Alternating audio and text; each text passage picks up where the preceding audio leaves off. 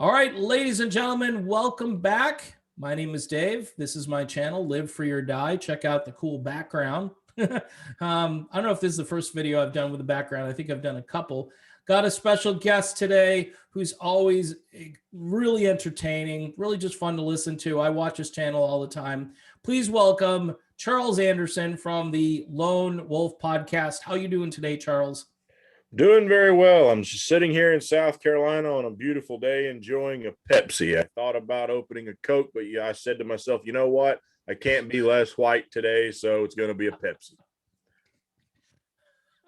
Good for you, man. Good for you. I read all the stuff from their HR department, and I'm kind of a darker skinned Italian, so I can go out in the sun and I can actually be less white.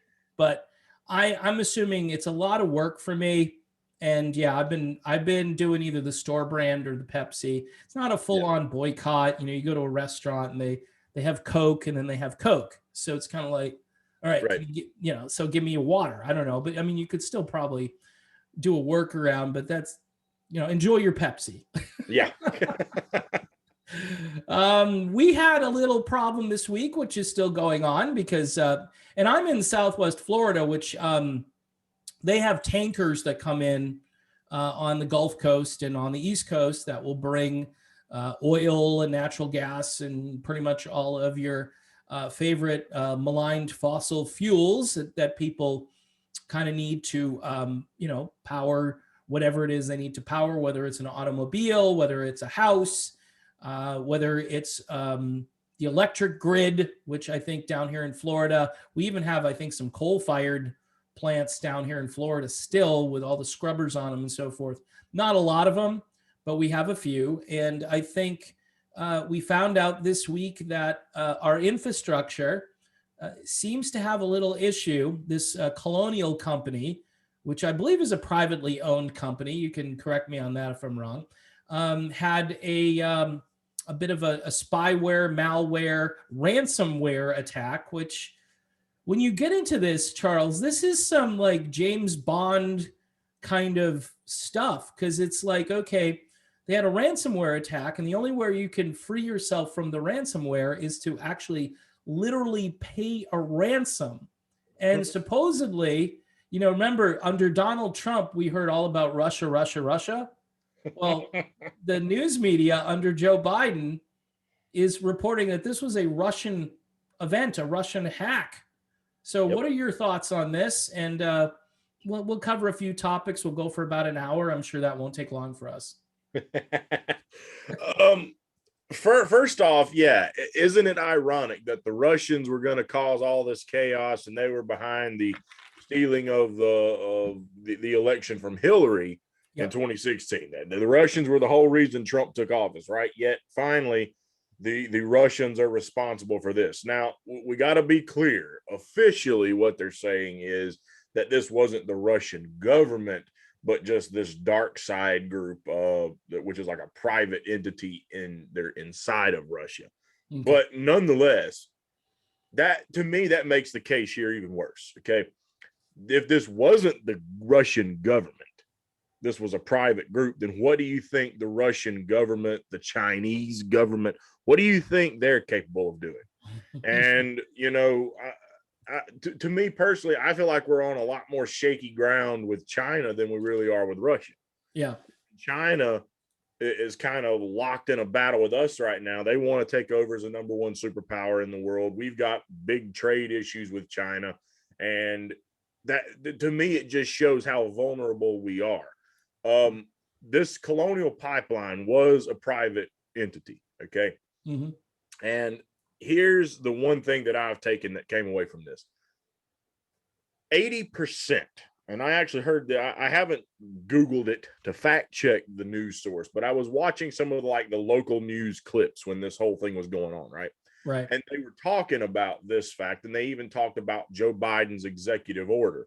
So we'll just start from the top here, okay?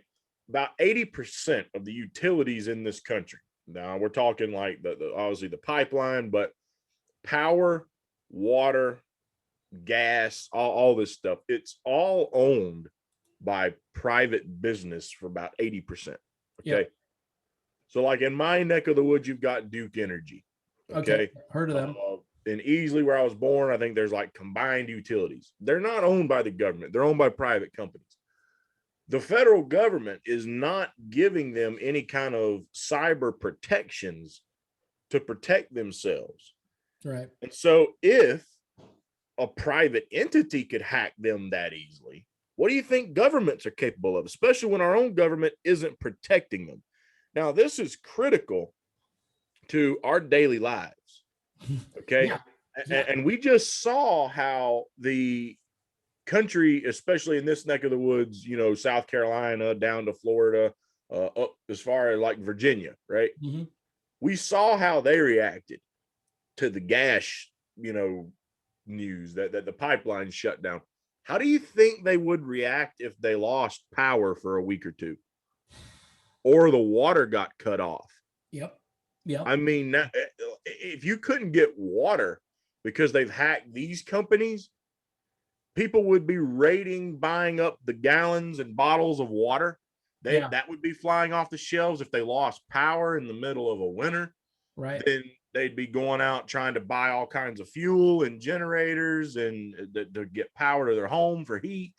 I mean, to think about the kind of chaos you could see. And then, of course, to make things even worse, this is the case I'll make to my friends who advocate for the socialism and communism that say there's no greed in people and people are fair. Then explain to me the people who went out not just to panic purchase gasoline to the point they were putting it in trash bags, which was absolutely stupid. Right. But they were going out with these big fuel cell containers in the backs of pickup trucks and filling these things up. And then you get on Facebook Marketplace or something later on, and they're selling it for like $15 a gallon. They're sucking gas stations dry just to turn around and sell it for even higher price because they think people are going to need it. And then they want to charge way more money for it. If that doesn't show you how greedy people can be, I don't know what else does. Yeah. But no, the thing is, Biden tried to sign his executive order that was supposed to kind of fix this mess, right? That's what I think he was trying to make people think, is that the White House was doing something to address this issue. Well, that same local news clip that I watched said that his bulking up of cybersecurity really focuses on the federal government's cybersecurity. Yeah. There's still nothing being done to protect these private companies from this sort of thing. So if it's going to remain in the private sector over here, there needs to be some kind of protection given. Otherwise, we are completely vulnerable to these other superpowers like China or Russia or whoever. And if they ever, got mad enough at us, they could really cripple the country through that way quickly. And I'll finish off with this. It's kind of ironic because if you watch the movie Snowden, based on obviously Edward Snowden, they kind of reference in there that the wars of old where people line up on battlefields and shoot guns are phasing out. Yeah. I mean, we've still got a war, obviously. Of course, we're in plenty of places where we've still got war. But what they were pointing towards, they said that the new war that is coming is the cyber war. Right. Because this way you can dismantle and cripple your enemies without having to fire a bullet or sending someone out to go die. Right. You can literally hack into everything they need to control food, water, just daily life, and shut it down. Right. And think about what kind of impact that has. Right.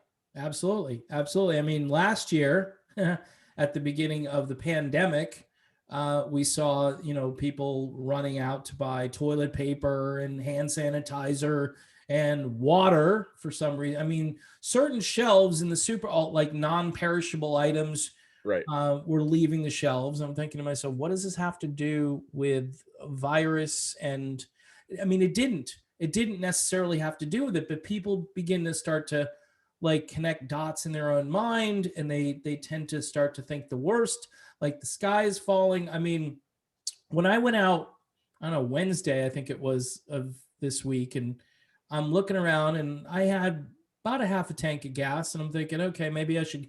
And it didn't occur to me that where I live, I was going to run into issues. Well, either the stations that I went to were out of gas, or the lines were so ridiculous that I wasn't going to be getting gas anytime soon. I circled back. I did a couple of Gen Sakis. I circled back a few times. I like that one. And then, I finally found a station where somebody had just pulled out, and I pulled right in, and I filled my tank. I didn't feel desperate or anything like that. What I was worried about was people are going to keep doing this. And then when I want to go somewhere, I'm not going to have any gas to go. My wife works, she leaves the house every day. I said, honey, go get some gas, just because I know you're going to need gas to get back and forth to work. So all of this mentality that the human race has already, especially, and it's, Charles, for the conspiracy theorists among us, and I'm kind of half and half.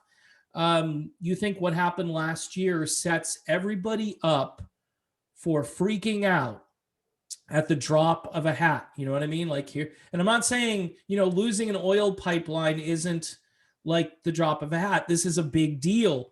This points out that we have, as you mentioned, these private companies, they pay the ransom. They paid $5 million to say, okay, turn it back on, please. Because $5 million, quite honestly, for an oil company, and they know, the hackers know this. I mean, they got money, $5 million.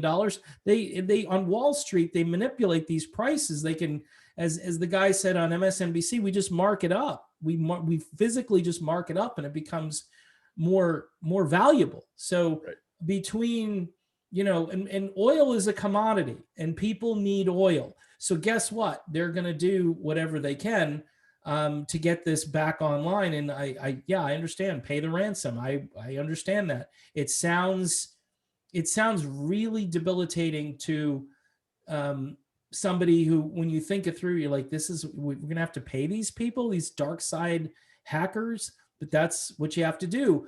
And this is a libertarian argument that I'll throw out there, because I've been reading a lot about decentralization. You got this long pipeline, goes, as you mentioned, goes from, like, I think it's northern New Jersey, comes down, offshoots go to Tallahassee. I think it ends in Houston. Yeah. And it's supplying essentially most of the East Coast with oil. Probably your neck of the woods, more than my neck of the woods, probably uses this particular pipeline. Yeah. States, if their state governors wanted to, kind of consolidate their power locally, they should be like, okay, this can't happen to us. We need a decentralized approach to whether it's a tanker comes in, or whether it's our state, to quote Sarah Palin, which I don't usually do, needs to drill, baby, drill, where we're at, and create our own supply. All right. And I know in Texas, they don't have that worry, although the pipeline goes to Texas, probably because some of that oil gets put in Houston, most likely, and goes up the East Coast. That's what I'm thinking.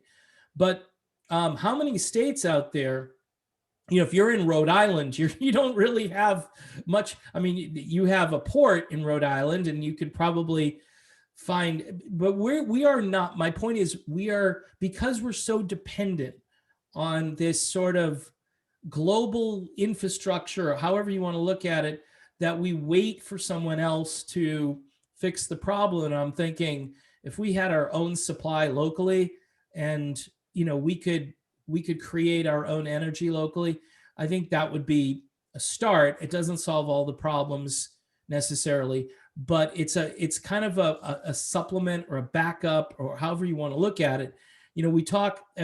People were talking about infrastructure on Twitter, like when the Democrats and the more progressive end were saying, teachers are infrastructure, and all these crazy things they're throwing out. I'm thinking infrastructure are roads, bridges, oil pipelines. Okay. That's real infrastructure. It's not like I'm just going to group everything in, and this is a way we can pass a ginormous spending bill with money for all these different things and call it infrastructure. And it's funny how, like, divine providence intervenes and says, it's infrastructure. This right here is infrastructure. You might want to focus on that. And as you mentioned, if this private company is being run so poorly that they can be hacked. I mean, talk about, this is where you conduct investigations. This is where you have somebody go in there and say, look, this isn't just about you running a business. This is about Charles Anderson getting to work tomorrow so he can pay his bills and feed his family and do the things that he needs to do. And this is causing all kinds of turmoil. And I do think people are going to be overreacting to these things, Charles, more so. It's like when I lived up in New England as a kid. All right, you probably know a little bit about this in South Carolina, but New England, we had snowstorms like, I don't know, every week in, December, January, February into March, sometimes even into April. And when I was a kid, it snowed. People expected it to snow. There was no big deal. Then one year we had this blizzard in 1978, the blizzard of 78. It's kind of a famous thing up there. And it shut the power down. We had 3-4 feet of snow. You had 12-foot snow drifts. All of a sudden, the bread and milk thing started. Like, I need to get to the store to get bread and milk. I heard it's going to snow. It's going to snow an inch, maybe 2 inches, every time. And since that moment up there, an approaching nor'easter threatens the Northeast. It's a, what do they call it? A deep bomb, low pressure area. They've got all these new things that describe it. It's a bomb. No, it's a bomb cyclone. That's what they call it now. It's not a nor'easter. All right. A nor'easter is pretty simple. A low pressure area goes up the coast, turns into an ocean storm, gets big, throws a ton of snow out there, rain along the coast, snow inland. I grew up with it. But since that moment, everybody freaks out. So my point is, we've created like terror. I hate to use the word, but that's the only way I can look at it. We had a terrorist kind of event last year, and which continues, even though, you can, if you're vaccinated, you can take off your mask, Charles. Just want to let you know that. Yeah. If you're not, then you should just continue to wear it. And I'm just stating that for our YouTube audience here, just to clarify the policy. But there are a lot of people who have a different mentality now. It's like you're living in this Hollywood movie that, tomorrow the script is going to change again. And it's going to be, okay, like you mentioned, could be the Russians, could be Chinese. I mean, could easily be China. And again, people continue to downplay the threat, even though they own a lot of our infrastructure, so they could turn it off if they want to. People talk about the EMP attack, which it's the most dreaded. Our society would be toast, Charles. It would be toast. This would be something out of like Independence Day. It would just be, what are we going to do? There's nothing we could do. And our state and local authorities need to be better equipped in case of a more nationalized event. And this to me is a perfect lesson in the 10th Amendment, where the power comes right back to the states, right back to the local populations. People, they got to stop waiting for and depending on the government to fix any of their issues, because the more power you give them, the more inefficient they are in delivering what they're supposed to deliver to you on this federal and national level. And, there's not much else I could say about this other than, as an individual, not filling trash bags with gasoline, mind you, but as an individual, you need to be kind of prepared for massive and catastrophic failures at this point. That's the way I look at it. Yeah, I agree. And I'll say this, as far as what you've kind of pointed out with having backups for some kind of a fuel related issue. You could look at drilling, but I mean, I'll be honest, a lot of the states that this impacted, I don't know how much they could really hit. Yeah. And then you're going to have the environmental folks jump in, which of course, the Go Green people want to get us away from gasoline anyway. But yeah, if you want to look at an alternative for having fuel around, I just be honest with you, marijuana. It's not really new news what I'm about to say. All right. but you can make fuel out of it. Yep. Willie Nelson uses it to run his tour buses. Yeah. He uses biodiesel fuel.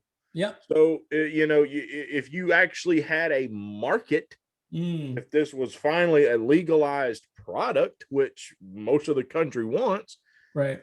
you think of all the money these states have been raking in off of that. And then just imagine an alternative fuel that could be created. Now, I don't know about the gas, but as far as I know, biodiesel fuel Yep. that's made from a hemp or marijuana plant that can run in any diesel engine that's out there now, to my knowledge.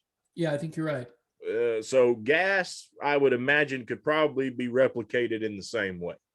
Yeah. Okay. So if you actually had this market, you could have this sitting around as alternatives. And I guarantee you, if it ever became a legal thing, there would be a boom in that market. There Oh would yeah. be plenty of pot plants around. And if nobody wanted to eat them or smoke them, then make gas out of them. Okay.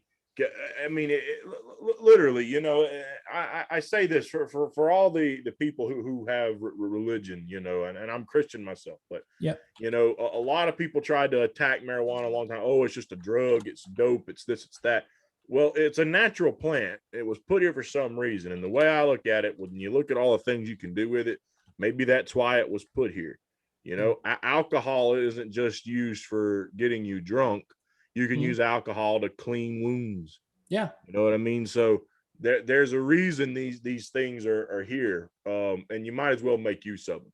But you mentioned like the EMP, Yep. and that would cripple us. As you point out, in South Carolina, every time it snows, there's mass panic, and I think that doesn't help anything Yeah. for this area, considering we were the ones mostly impacted by the pipeline shutdown, right? Right.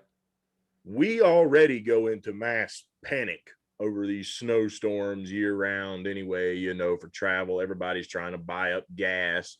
Yep. Everyone's just during the winter, they're trying to make sure they get a generator. So that's why I say, if they were to ever hack the power grids, and not just like say EMP, but if Duke Energy, Combined Utilities, whoever. Yeah. Yeah, I mean, I don't know all the different groups out there, but I know just those two near me. If they got hacked and were down for an extended period of time, people would be going nuts. Mm-hmm. Okay. Well, seriously, I mean, there would be this rush to, again, like I say, buy generators. Of course, generators are then going to need fuel, so there'd be a rush to go get plenty of fuel, right? Right. Because you're going to want to make sure you keep this thing running. And the problem you're going to run into with that is, if anyone can't get a generator, you think about the food that's going to go bad. Yep. If it's in the wintertime, they might be able to do something like buy coolers and ice and keep them in that or whatever, perhaps, But at the end of the day, if you can't get power back to your house, your cell phone's going to probably die unless you can charge it in your car. Right. You won't have television unless you can get something through your phone or a tablet, perhaps. Right. I mean, and as addicted as people are to a phone, TV, computer, Netflix, Hulu, people would lose their minds, Dave. I mean, people are so glued into technology. Yeah. I'm convinced, maybe time will tell, it'll happen, and maybe I'm right and maybe I'm wrong, but I think personally, if something like that ever happens, that's going to make what just took place with the gasoline issue look like nothing. Right. If people lose power and water, you're going to be looking at some serious problems in the country. And one thing that I will point out is this, okay? As you mentioned, this is infrastructure. Okay. Yeah. Real infrastructure. One thing that I saw, I don't think I put this on Twitter. I think I just, actually, I think I did. I posted on Facebook and then I put it on Twitter as well. And I said, retweet when you see the irony here. In the middle of this chaos with the shortage of gasoline, there is a picture of a lady who is filling up not just, I believe, her car, but I think she actually had a gas can out as well, but maybe she didn't. Either way, she's getting gas. Yep. And right on the back of her bumper, no pipelines. I saw, I saw, I, I did. I saw it. I think my wife found that on Facebook or something. Yeah. Yep. So no pipelines, but you want to go out when there's a pipeline shortage and make sure you're stocked up on your fuel. There's an irony there, isn't it? I would have taken the picture too. Whoever did that. Oh yes. I would have grabbed my phone and said, that's isn't this ironic? Right. So another thing, as we're talking about with infrastructure, on the libertarian and the more conservative argument, that a lot of that supports more private entities taking care of infrastructure and things like that. Obviously, one of the key things of typical or traditional libertarianism is less government. But I'm going to be honest with you. Yeah. I do. This is why I'm still kind of independent. I think there's certain areas where we do need the government to either help or just handle it. Okay. Yeah. For example, I don't like the concept of, creating private police departments where cops don't come unless you could then pay them to come. Yeah. We've got taxes, you call them, they come unless you're in one of these cities that have gone bonkers and they just don't show up because they've been pretty much told don't respond and do anything. The people can burn the town down, just go sit in your squad car and get the donuts out or whatever, but don't go respond. Right. So in most cases, if I call a cop right now, he's going to come to my house. Same thing for a firefighter. We pay taxes to support this. I don't want someone to show up to put my house out if it's on fire, only if I have money to then pay them to come. Yeah. You need things like that. I kind of look at healthcare in a sense of the same way, but I don't think our current government, as it stands right now, would do it very well. They would probably mess that up just like they have Social Security. Yeah. But I do think that should at least be an option, an alternative out there. Right. But that being said, infrastructure, I think, should really fall under that as well. Yeah. Okay. And for everyone out there who would say, to Biden's credit now, okay, I don't give this man credit for much, but, he's proposed a little infrastructure plan. The only criticism that I would have is that I don't think that it's enough because America's infrastructure has fallen so behind in the times. Yeah. That China has long passed us by. Oh, yeah. And I think that really it would do good for the country to catch our infrastructure up and to really set us back to being as far as optics goes, the pinnacle of the world again. Yeah. When you go back and you look at when we were revered as really being that top dog, look at how our country was versus everyone else. Yep. And we've let that slip away. We're not top in education. Nope. We've fallen way down the list of pretty much every category possible, including our infrastructure. Right. Okay. And for everyone saying, well, cost, how much is it going to cost? The argument I'll make to that is think about the cost because of our poor infrastructure between roads that have massive potholes and they never get repaved. They just get patchwork. Think about how much money the DOT possibly has to hand out to drivers because big potholes in the road are popping their tires and damaging their cars. Right. Good point. So they're having to fork out money to pay for these repairs, plus try to keep the infrastructure up. You just go down the list and look at the poor infrastructure that we've got and the problems that poor infrastructure are leading to, because their infrastructure, these private companies don't have the proper cybersecurity. Right. They're more likely to get hacked with ransomware, pay out ransoms. It's just a problem all the way around. Okay. Yeah. That we've had bridges that have collapsed because they haven't been maintained properly. Okay. Right. How many people got hurt or injured in those? And then if they were, guess what? They've got lawsuits on their hands. They're going to collect settlements if they lived to do so. If not, the family's probably going to try to do it. The state's then going to be forking out money. Yeah. You take the Flint, Michigan issue with their water because of lead pipes where their water is basically poisoned. Yeah. Okay. For us to try to appeal to the rest of the world that we are the pinnacle, that we are the land of the free and the home of the brave. Yeah. as much as I think people want to be a patriot and still think that, I think for us to truly claim that to the rest of the world at this point, that we are, the American dream, it's Mhm. a joke at this point. Yeah, yeah. The rest of the world has passed us by in so many of these areas. We are not the America we once were. Yeah. And so if you want to fix that, I'd say, invest. And I'll even reference a guy right over here on my wall. Okay. I don't think that Dwight Eisenhower was a quote unquote liberal or a progressive. No, I think not he at all. warned us of the military industrial complex, and kudos to him. But I mean, he was a former military man. He Yep. even picked Richard Nixon as his vice president. Keep that in mind. Okay. Right. Right. But one thing Eisenhower did, because he saw it to be good for the country, was infrastructure spending. Yeah. If it wasn't for Dwight Eisenhower, perhaps we would have got it at some point down the line under some other president. But we did it under Eisenhower. So thank Eisenhower for your interstate system, Yes. because he's responsible for taking care of all that. So, and keep in mind, he was a Republican president, conservative. Okay.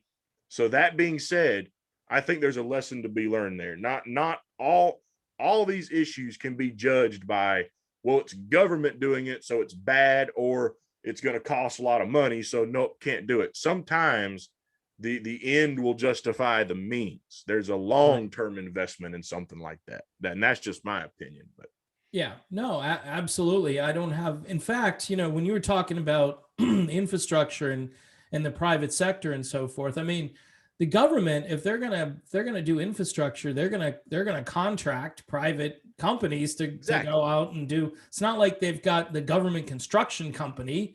When Trump did the wall on the southern border, right? They didn't have like a bunch of guys from DC that they dispatched to go and build this wall. They would hire a company, the companies would bid for the contract, and they would get the contract. So, recreate. I got to interrupt you just real quick, Dave. oh, Recreate FDR's old alphabet clubs and rename the TVA the Tennessee Valley Authority, yeah, the Tennessee Valley Construction Company.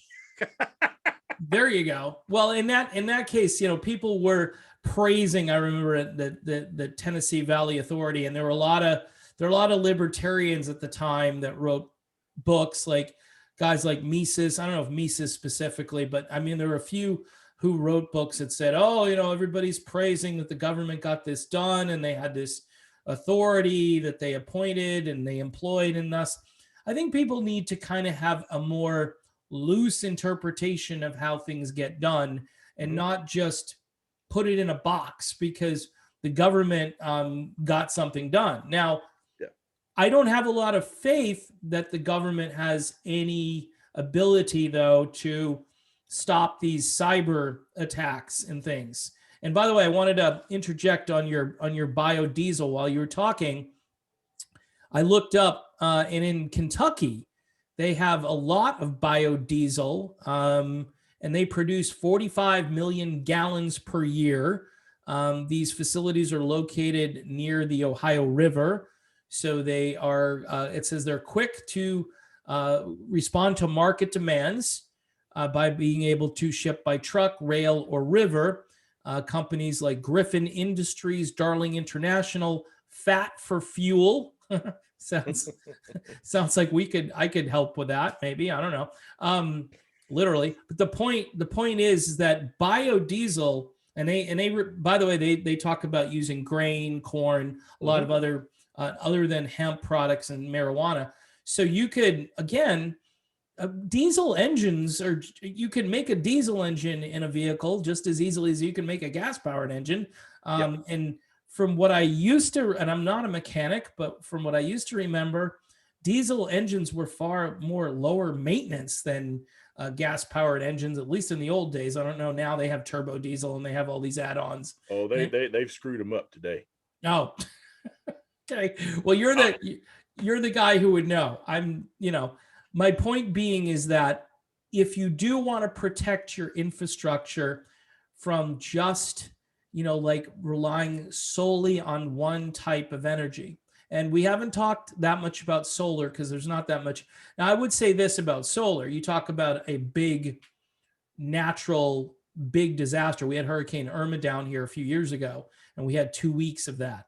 And you talk about people going out of their minds. I was like, man, I wish I had a solar cell right about now, because I could have plugged my phone into it. I could have plugged a couple of things into it. You know, I'm not saying solar is the be all end all. There are houses down here that have solar, and there are programs you can get into, and it ends up costing as much as just having, you know, the regular electric bill, and you do it for like 10 or 20 years, pays for the panels, and you still have a monthly bill. I didn't see any real cost savings there. If they can, I've always said this about solar, and wind, I think, is going to be, we learned in West Texas that wind can be a big problem if you have an ice storm. And these wind turbines, I don't know. I know they have them up in a lot of places, and they're doing 10, 20, 30%. They're not going to do, I mean, if we have a big problem, they're not going to be enough. And I don't think you can build enough of them to power everything. And then again, when the wind stops blowing, you've got a little bit of a problem. But with solar, I've always said, if they can improve the technology where you can harness more power, more electricity in each solar cell, and you can make these products cost effectively. And by the way, they do, it costs a lot to make a solar panel, and they're not all that environmentally friendly if you look deep into the construction of how they're made, what they're made from, and what materials are used to make them. So we have to go down we have to be honest about everything. And my theory is that maybe in 20 years, 50 years, whatever, they'll develop a solar receptor. Maybe they won't call it a panel, that receives the energy from sunlight and converts that at a much higher rate, a much higher efficiency. And that would probably end up solving all our problems. So you have to store it. Then your cars are going to be running off of battery power, most likely. The battery power being stored from the solar power. Again, I'm not an expert on this, but I would say that our infrastructure, our energy infrastructure, is woefully deficient. And here's what China does. You know what China does? They build coal-fired plants, Charles. They build them by the dozens, and they're not in the Paris Accords. This is a dirty little secret for all the more neoliberal folks out there who are all like, oh, the Paris Accords, this is great. We're going to be, no, they're not in it. India's not in it. They said, well, maybe by 2030, they might have to start doing something. Sounds like China owns not only just the United States, but they own the world to some degree, in the sense that they can, and India, they're exempting India because they look at India as a developing country still, and they're poor, and they're going to cut them some slack. And until they fully develop, then they can get in on this stuff. But they too are doing things over there that if we did them here in the United States, all your environmentalist people would be going crazy, oh, you can't do this. You can't burn that. You can't do that. Of course, years ago, Charles, we could burn things like wood. If you're cold in the wintertime, throw a few logs in that wood stove and heat your house warm. I mean, even now people are saying, oh, that's still releasing carbon into the atmosphere. Well, when are we going to ban lightning strikes? That's what I want to know. When are lightning strikes going to be outlawed? Because they create quite a bit of carnage throughout the world, Charles, not just here in the USA, but lightning is something that happens around the world almost daily, right? You would think there's a thunderstorm going on right now as we speak somewhere, and something's getting hit by lightning, and it's probably causing a fire. And then somebody's got to go put out that fire, or it will naturally burn itself out, possibly. I don't know. Depends on where it happens. So this notion that we are to be eternally and just terrified of carbon and carbon emissions, I think, is going to be a problem going forward, because it's kind of this battle for science now. Like, do you believe in the science? Yeah, I believe in the science that I'm a carbon-based life form, and that carbon is essential to plants. And, is the earth warming up? Yes. Has it warmed up before? Yes. Are we the cause? Maybe. I don't know. Maybe, maybe not. It's too big of a thing to wrap my brain around. You might have a different opinion on it. I just don't know. But if we're going to solve these infrastructure problems, we've got to be real about what works and what doesn't work. And if you keep pushing stuff that doesn't work, Charles, we're going to be sitting there like they did in West Texas and Texas in general. An ice storm rolls through and the people are cold. People are literally freezing to death. Then you had the food problems. People couldn't get to the stores. They were closed. No power anywhere. And it's like, okay, is this how we want to live? Or do we want to be prepared? You know, the old expression, you want to be prepared for a rainy day. I think we want to be prepared for a cyber attack. We want to not be, as you mentioned, behind the eight ball. The United States, we're not that shining city on a hill anymore. We are looking up at these other nations like China and Russia and some other places around the world that seem to have their act together, or at least are, shall we say, more aggressive in a way, which they don't fear the United States, especially, no offense to the current president of the United States, but I don't think he instills a lot of confidence or any fear. Not that you have to fear somebody. I'm not saying that everyone feared Trump necessarily, but we've had presidents. You mentioned Eisenhower, Kennedy, even Nixon.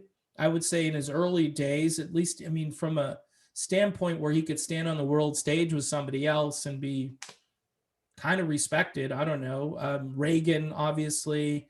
I didn't like George H.W. Bush, but he had credentials to be on the world stage and kind of, I mean, anyway, I don't want to laud that guy because but I'm just saying from the standpoint of completing sentences, Charles, and being coherent.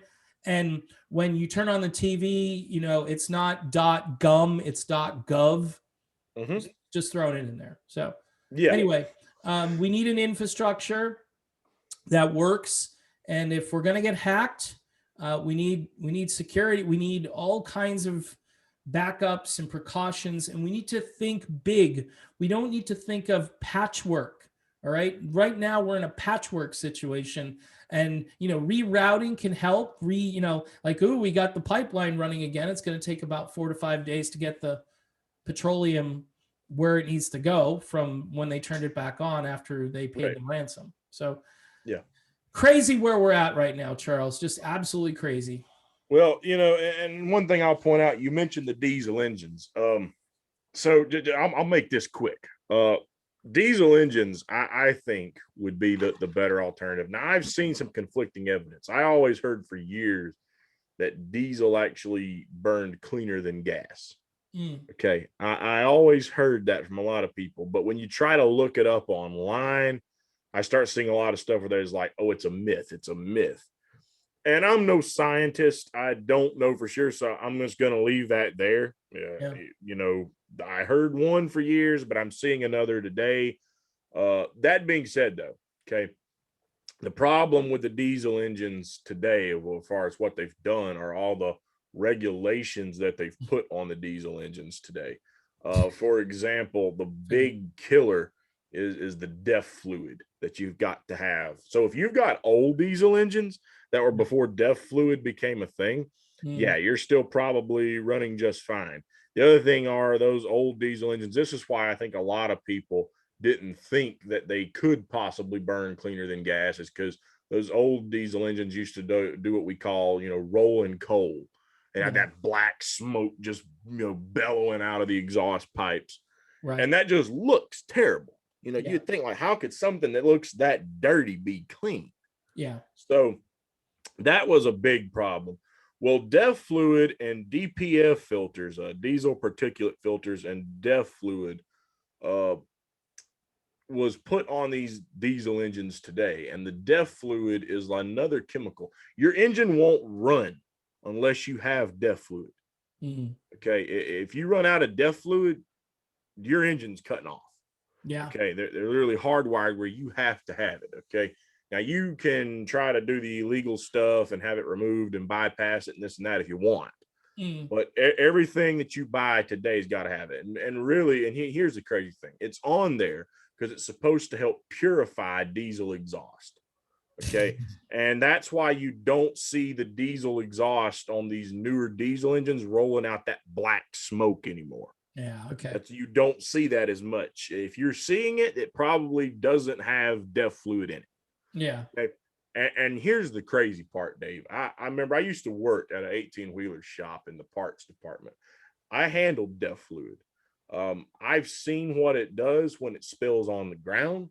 It will turn gray asphalt a shade of orange with a nice crust on top. Wow. I mean, it just sounds like nasty stuff. But then what makes it even better is when you look at what it's made out of. Oh, geez. Okay. And it's made out of two things: water and urea. Urea is cow piss. No. Swear. Look Well, it up. the word kind of sounded like you were heading that direction. Right.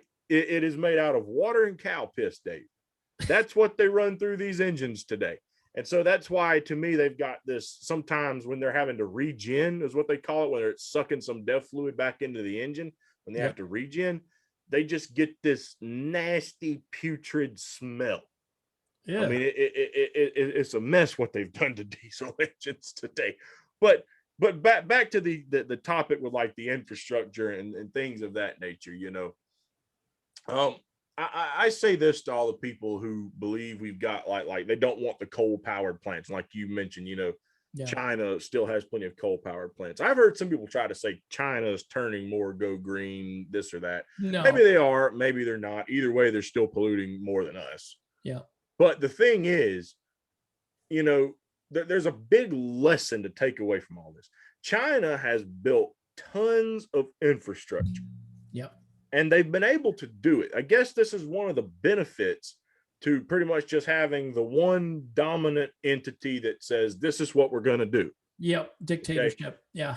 They don't have the red tape and the bureaucracy to stand in the way of all that progress. Nope. They just say, nope, this is what we need to do. We're going to go do it.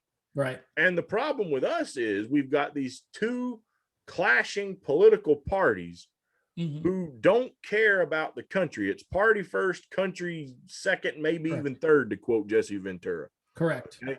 Yeah. They care about winning re-elections, okay? And they don't care about the people. They don't care about the good of the country. It's all about themselves and their donors. That's why Ventura said the people in the country might even be third. It's about elections first, donors second, and then the people maybe third. Right. Maybe. Yeah. That's what they care about. And so that has, you know, just constipated progress. It's a good word. You know, it's a brown wave, so we got to stick to the analogies. Oh, yeah. There you go. Nice. Nice. So, yeah, I mean, we can't get anything done. And it's because you just got these parties who act like they want to just butt heads on just nothing gets accomplished. And what's even worse, you know, I put this on my Facebook, that I said something along the lines of, I saw people rush to buy toilet paper last year. Now I'm seeing this with gas. I said, if I wasn't convinced before, I'm convinced now. Our country's lost its mind. Yeah. Our country's lost its mind. I've been wondering for years, why politicians that have such piss poor approval ratings that no one likes keep winning re-election. I'm like, in anything else, they would be gone. Exactly. They'd be gone. Right. I mean, if your local sheriff had the approval rating of Nancy Pelosi, he would be out in his next election. And he should be. Absolutely. Yeah. But for some reason, Pelosi goes nowhere. Okay. Lindsey Graham, my senator, goes nowhere. Yep. They just hang around. They hang around. You know, to quote an old redneck I once knew, they just hang around like a tick on a nutsack. Okay, it's absolutely ridiculous. They go nowhere, Dave. And in any other thing, they'd be gone a long time ago. So, and I finished the post up by saying this: what do you want to bet that all these people who've been panic purchasing gasoline, right, or because they were afraid the country was going to turn up on its head. Yeah. The government hasn't protected these private companies from this sort of attack. Right. But what do you want to bet, even after they went out and bought all this gas and, got scared out of their pants again over here, in 2, 4, or 6 years, these same leaders who have been failing you, this just being another recent example, are going to win re-election. Yep. The same people who are out there, panic purchasing gasoline, half of them will probably at least go vote for those same leaders. Yeah. Oh, yeah. And they'll just be right back into office. And so, that's one problem. Another problem for all the people, again, who want to do the go green stuff. And I've said this before. Yeah. I go to George Carlin on this. Yeah. You can do whatever you want to do here. This is your country. Yeah. We can try to do whatever changes. If the public wants to do go green, eliminate gasoline cars, there's going to be one element who are going to despise it, myself probably included, because that means I can't drive my Trans Am anymore. Yeah. I'm not going to be happy about that. I hear you. But if that's what the country wants, you can do that here. Yeah. There's no clear way you're going to make other countries follow along. You've got no authority to force China to do anything they don't want to do. And they're not even, again, in their case, it's not even like things here. They've kind of got the one control party. Yeah. Okay. So their people might want this or that. That doesn't mean it's going to happen. Correct. Because the government's looking at what's best for our growth and our strength, because we want to be the superpower. Yeah. And perhaps to turn our entire energy structure on its head right now for the good of the planet isn't what benefits us on our gain to more power. So perhaps let's just secure the power now, and then when we know we got it, we can re-examine this later on. It's more of that greed of man I've talked about, right? Right. And so it's like this, humanity is either going to figure it out, we're either going to survive it, we're either going to fix it, or we will be the next species to just go bye-bye. And the world's going to continue. Right. Unless a meteor comes and just wipes us out. Yeah. Earth isn't going anywhere. We are. Right. Yeah. That's just what's going to happen here. So, I look at it like this. We need to make changes. We need to fix our infrastructure. I think high-speed rail wouldn't even be a bad idea. I mean, if you think of that, how many people, if they have something like good high-speed rail that's accessible, would need to rely on so many cars and vehicles? Yeah. Here's the thing. I mean, to comment about, I mean, you did really quote George Carlin to a T there, because Carlin does this thing about, the environment where he says people are always worried about plastic. Well, he says that it's going to be the earth plus plastic. That was his, or, we're a surface nuisance. He called us. He said the earth will just do this and kind of shake us off like a bad case of fleas. Yeah, like a bunch of fleas, and when you think of how big the world is and how big the universe is, that the earth it's kind of like we're a virus, Charles, at this point, and the earth is like, okay, got to get rid of this virus. This has gotten too out of hand, too crazy. These people are nuts, and you mentioned the panic buying. There's a weird, very apocalyptic mentality out there now. Some of it, I think, based on what the government did to a lot of people last year, is justifiable. But I think what happens is their survival instincts kick in a way that's not proportional to the problem at hand. And people are also, you mentioned the greed factor, and people are like, hey, I'm hoarding. I know I go for a walk in my neighborhood sometimes, and there are guys, they'll have the garage door open, and I'll see rolls and rolls and rolls of toilet paper from last year still in there. Yeah. They bought pallets of it. They had Amazon.com. As soon as they were available, they were shipping them in, and the Amazon trucks are just dropping off boxes and boxes of the crap. And they still have it. And the thing with the gas and the putting gas in trash bags. Down here, we had an incident where a vehicle caught on fire and they Yeah, had gas in it, and the thing went up like a Roman candle, and it was like, yeah. yeah, good strategy there, huh? Well, So I and mean, real quick, go ahead.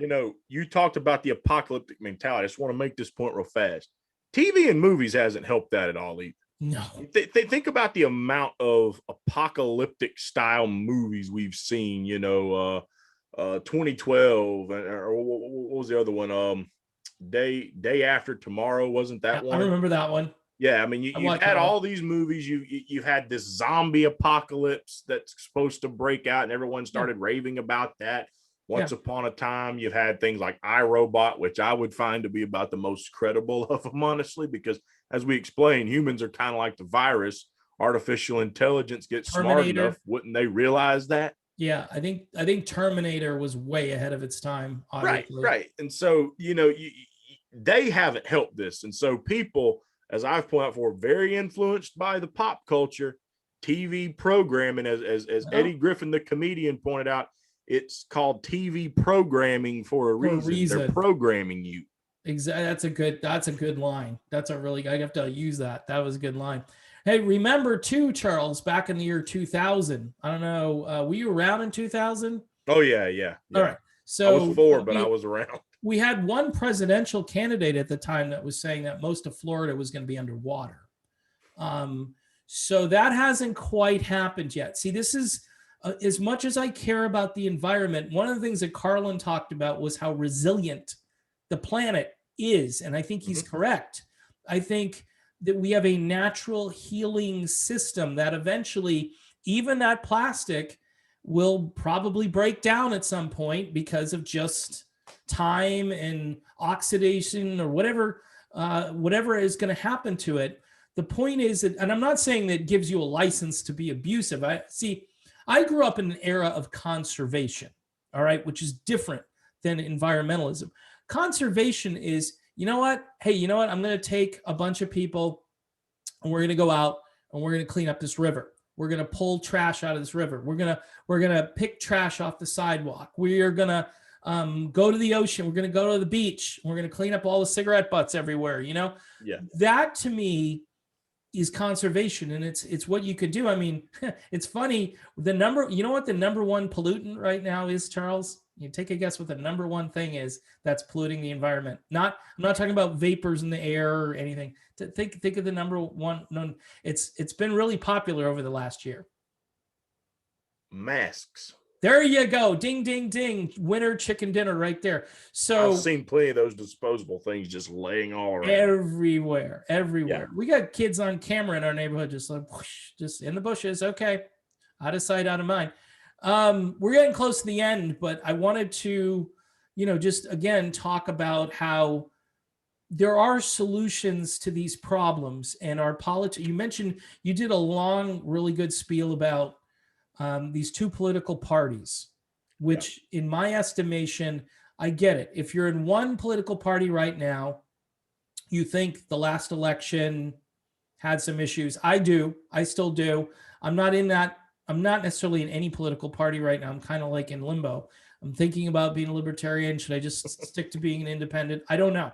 I know each day it changes. Each day it's like a thing that goes back and forth. When I see the two parties, though, not doing anything and being, team D or team R, you think to yourself, okay, this isn't working. And you spend all this time and money promoting the team that you're on. I know there's one party I will never be in, and that's the Democratic Party. I will never be a Democrat. I've done thinking about it unless they decide to become a working class party again and they have ideas that aren't absolutely ludicrous. If they were the Democratic Party of the 1970s, maybe, or maybe into the early 80s, whatever, I could consider at least listening to people in that party. But 98% of what I hear from that party is absolute insanity. Okay. Yeah. Republicans, are they better? Yeah. But here's what the Republicans do. They promise that they're going to do X, Y, and Z, and then they do X, and then they stop, and then eventually X goes away because they've decided that they don't want to get too aggressive about whatever that issue was, and then we're left with the same thing. Like I said, I don't know if in the last video I did here, but the leader of the Constitution Party, this guy by the name of Howard Phillips in the 1990s, said that both political parties were going over the same cliff, just at different speeds. Yep. And I think that's where we're at. Mhm. And I think if anyone is real serious, when you think about war, for instance, oh, I'm going to bring the troops home. Well, I can't bring them all home, but I'm going to bring some of them home, you know. And then you find out, you get into the details, you find out they didn't really bring any troops home. They just reshuffled the deck chairs, you know, put them over here, put them over there. Well, they're not in Afghanistan. They're in, you know, pick a name of a country near Afghanistan. I don't know. You have to look at the map behind me. But the point is there's a lot of like Houdini activity. You know, it's like, we're going to make this disappear, but then it's going to come back over there. And Yeah. I see the Republicans are really good, and both parties are really good at fundraising off the other party. So if one party says full steam ahead for socialism, the other party goes, don't you hate socialism? Yeah, I do. So what are you going to do about it? Well, Yeah. we're going to make people hate socialism. Great. I already hated socialism. So we're going to, you know what I mean? So we're going to get people really angry. Oh, I'm definitely going to send my donation to this candidate because they're going to fight socialism. Come to find out that at the end of it all, it's socialism light, or it's not what they said. You know what I mean? It doesn't really put a dent in it for all the people that love Donald Trump. Okay. And I was off and on, in and out. And what did he do? He did a lot of things. Maybe he cut regulations. That might have been a good thing. Maybe, I mean, there was some things, maybe he made the country feel more patriotic. I think that's a good thing. However, at the end of it all, you have to say to yourself, was the economy better? Maybe it was under Trump, but the problem is long-term, these problems like infrastructure, like spending trillions of dollars on endless wars, okay, which is a big thing for me. It never will stop being a big thing because we could bring that money home. We can at least not spend it. If you don't know what to spend it on here at home, just don't spend it. Put it away somewhere. Put it in a rainy day fund, an infrastructure fund in case a pipeline gets hacked, and you can build another pipeline, build a new pipeline, build a hack-proof security system. I don't know if that's even possible, but again, local communities, I think this is a good argument for decentralized government, libertarian type philosophy. I don't have anything better to really say about it other than I think, you know, if you are legislating and deciding locally for what's best for that community, and I think if something happens, I think you're in a better situation to protect yourself, you know, from a giant EMP or something that's, you know, a terrorist attack. Like you said, at that point, the way the mentality, Americans don't have a survivalist mentality. And I could put myself in that category to some degree. I'm not a survivalist. We're not prepared as a country for anything of that magnitude. And other countries know this. Other countries are well aware of this. And I think that's where the scary stuff comes in. If a little pipeline disruption can shut down most of the East Coast and make people put gasoline in trash bags, China and Russia are both doing this. Oh, they're taking notice. Right. They're both going, ho, ho. And then you've got the weak president who can't get through a few sentences, who has to be pushed to the podium. You know, .gum. What the hell is .gum, Joe? You know, it's like, I listened to that 3 or 4 times. He said gum. He said it like twice. And then people go, well, he's better than the guy who kept tweeting, that mean tweeter. And it's like, but this is what we're left with, Charles. The guy who throws mean tweets at people all day, and the guy who, you know, gets through with his applesauce and then gets wheeled out and gets told to say a few things. And then you're thinking, that's the president of the United States? You talked about Eisenhower. That was a president. John F. Kennedy, that was a president. You got guys on your wall, okay, that were real. Ronald Reagan, whether you liked all of his politics or not, that was a president. I don't know if we've had a president with, I mean, again, I can argue about Clinton, and I think I have. Maybe he wasn't as bad, but I mean, overall, I mean, policy wise, but I'm saying is a president who had command of the office, who you felt like you Yeah. turned on the TV, oh, that's the president, and he's in control. With Joe Biden, it's whether you again his politics aside, which somebody else is doing is behind the scenes pulling the strings. A lot of people think it's Susan Rice. Some people think it's Barack Obama. Don't know. Don't care. All I know is that our country is so divided, and they keep putting up these candidates, these do nothing candidates that talk really good to their constituencies. Like the progressives, they tell them you're going to get Medicare for all, and you're going to get this, and you're going to get that, which, by the way, is a dead end. At the end of it all, it means more authoritarian control, Yeah. people telling you how to live your life. Do you think anybody in the green or in the progressive movement is upset about the lockdowns? No. I don't. I don't think they're upset. I think they think they're great and that the government should do more, right? Yeah. So this is my problem. This is why I said Green Party, no, bye-bye. Because I didn't think they were a bunch of authoritarians. I find out that everybody that you talk to in those movements is all like, well, government needs to do more here. Government needs to, at the end of the day, Charles, like I said before we went on, what is it? Freedom of speech, freedom of movement, and freedom to put what I want to put into my bloodstream. Done. Yeah. Or not to, So Definitely. that's my spiel. I'll let you wrap things up. Well, to capitalize on something else you said about trying to legislate at a more local level, I made this point. I'm actually editing a video together right now with Eric Jackman from Jackman Radio. And I mentioned this to him. Okay. George Washington had it completely right. There shouldn't even be political parties. If you eliminate the political parties, then you are going to solve a lot of that problem. Yeah. Because the problem with having these parties is, even if we got rid of Democrats and Republicans, and then let's say the Libertarians and the Greens, or the MPP and the Libertarians, are the replacement. Okay. Yeah. Whatever.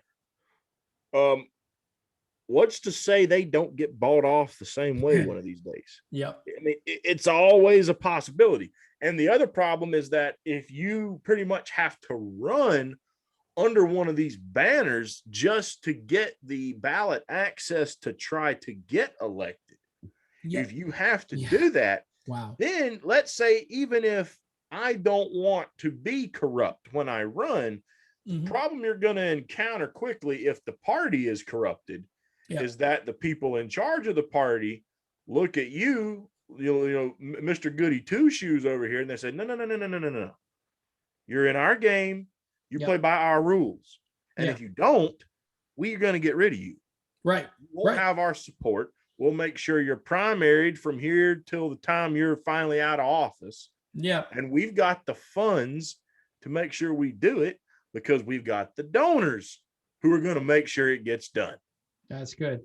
So that's the problem. So if you remove parties altogether and it just comes down to the people. Yep. Okay. And people kind of more or less have a say on things of this nature. Then I look at that and then I say, okay, then you've got a chance. Yeah. Because true, these same people could try to buy off politicians, but I mean, think of it that point. You're going to try to bribe every single one of them. And if there's no party pressure over their head, no, I'm by myself. My constituents elected me. Right. And all I got to do is please them.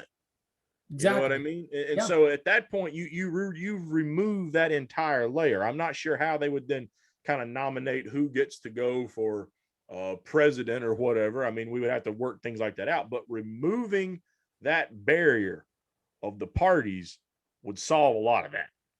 Yeah.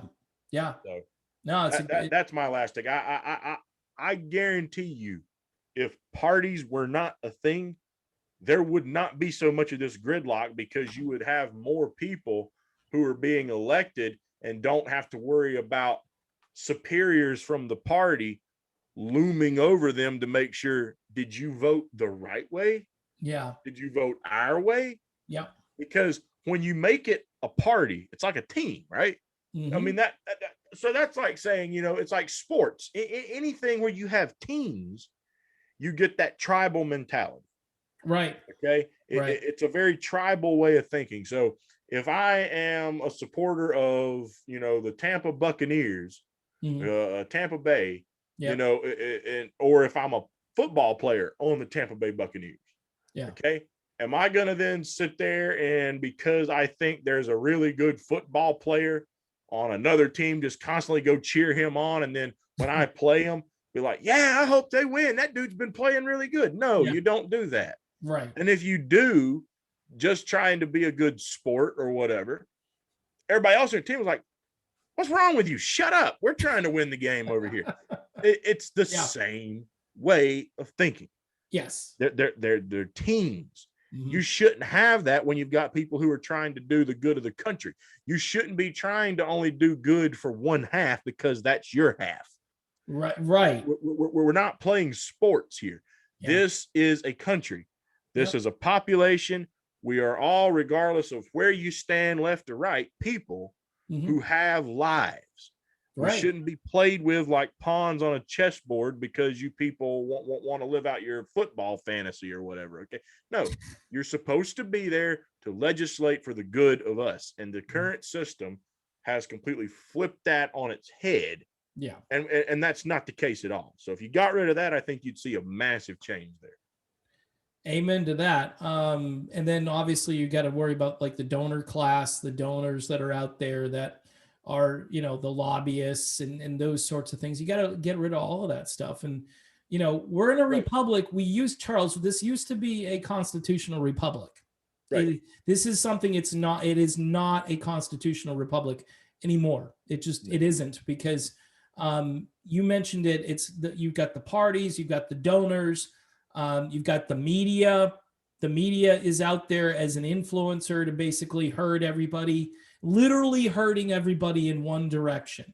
Now, I know you got Fox and you got some Newsmax and some other things, but for the most part, the big sources of information out there are gaslighting and with what's happened the last year, they've convinced people that the zombie apocalypse is here, and the media is more to blame probably than any institution right now for the kind of hysteria that we saw last week with this pipeline shutdown, more than any institution.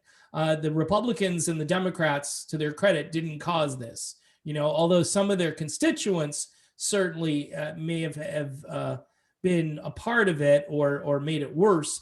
When you're told, now what are we going to do? This has been the mentality. I was told a couple of weeks ago, hurricane season is here on June 1st, arrives. It's a big deal here in Florida, and they talk it up. And last year they said, boy, this is going to be a real interesting year. How are we going to deal with a hurricane season while a pandemic is going on? Crap. I mean, how else do you prepare for hurricane season, Charles? Do you line your windows with cough drops? I mean, what are they talking about? Like about 100 N95s. Yeah. I mean, seriously. So, I mean, this is the kind of gaslighting, of hysteria that has got us where we are now. And it's disgusting. I tell people, like, you turn the damn thing off for a while. Turn it off. I know you're talking about team sports. I know you want to know how your team's doing today. That's what this is. Gee, I want to know how the Republicans are doing. Want to know how those Democrats are doing. Want to know, I mean, even libertarians want to, are there any libertarians out there? And I'm searching for them. I'm hoping some show up, because at least they're different. They're a little different, little more independent minded folks. But at the end of it all, Charles, this ain't, like you said, this ain't a team sport. This is about you, about your family, about me, about my family, about the future, if this country's going to have a future. And I hate to be all black pilled right now, but I don't see much of a future if things don't get radically changed. And no. People don't like radical change. They just don't. They will push it away just because. They won't even do any research or find out, hey, this other thing over here, like the libertarians or whatever party, if or no party comes along, if it's just independent thinking, hey, do you ever think of maybe getting off the Democrat train or the Republican train and just trying to look at issues individually? And then, yeah, if the guy happens to be a Republican or a Democrat and he's for what you want, yeah, okay, but then you got to hold their feet to the fire. But then you still got to worry about the infrastructure that they're in. Like we talked about with the donor class and their, the leadership of the party says you're not supposed to vote that way. Okay, poor Thomas Massey, man. That's a Tulsi Gabbard. She had to deal with that too. It's like anybody who has their own like independent, like critical thinking cap on, those are the people that the media hates the most and that the party insiders hate the most, if you noticed. And anyway, I want to thank Charles Anderson for being on the show today. We will upload this to the regular YouTube platform, see how we do here. I don't think we did any medical misinformation today. Charles, tell us where we can find you and what you're doing this week on your show. Yeah, so I've kind of postponed the Unity Through Music thing to be about every 2 weeks to maybe once a month now, just so they're not getting so mass churned out. But aside from that, I've got an interview coming up. Eric Jackman, as I mentioned, from Jackman Radio. I'll be getting those clips up this week. Cool. But you can find me over on Twitter at Vigilant into P1, on YouTube, the Lone Wolf Podcast, and then you can also find it on Rumble, Daily Motion, and Odyssey, the Lone Wolf Podcast. Hope you come check it out. Nice. So you're smart. You're backing up your oh yeah, backing up your stuff. Well, I figure, if I go down, I'm on Rockfin as well. People can find me over there. Nice platform, $10 a month, worth every penny. A lot of independent thinkers over there. Really weird how they let people in over there, but if you can check it out, do so. I might load this into both platforms, but go to YouTube again. Thanks, Charles, for your time today, and we'll talk again, I'm sure, about a big issue. Probably in a few days, we'll have something new to talk about. Thanks for having me back on. All right, man.